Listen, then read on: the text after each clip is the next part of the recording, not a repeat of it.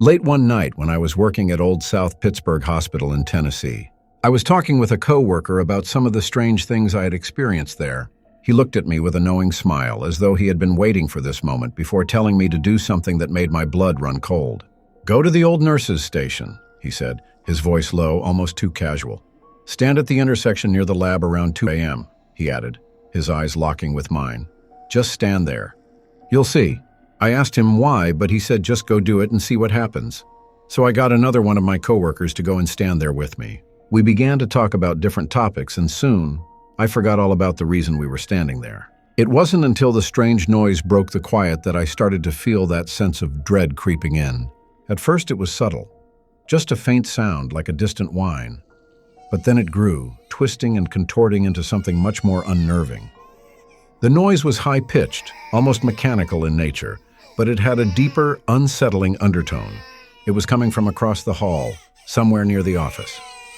As we moved closer to the door, the sound became clearer, and my stomach dropped. What I heard next made my blood freeze. It wasn't machinery. It wasn't the air vents. No, this was something far worse. It was the unmistakable sound of babies crying. Not just one or two. No, there were several. More than I could count.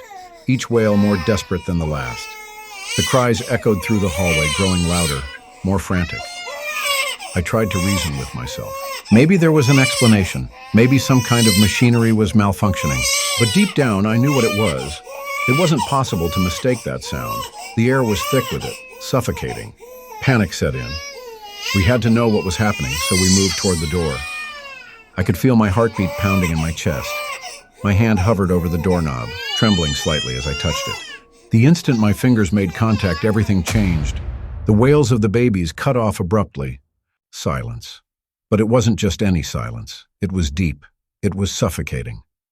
A silence that made the air itself feel wrong, like the world had paused. And in that silence, I felt the weight of something watching. We didn't wait a second longer. We turned and fled, our hearts racing, our minds trying to process what we had just heard. Later, I found myself standing before the coworker who had dared me to go there in the first place. I told him what had happened, how we had heard the babies crying, how everything went silent the moment I touched the door. His smile was unnervingly calm, as if he had expected it. "That room," he said, his voice barely a whisper, "used to be the maternity ward." And with that, he walked away.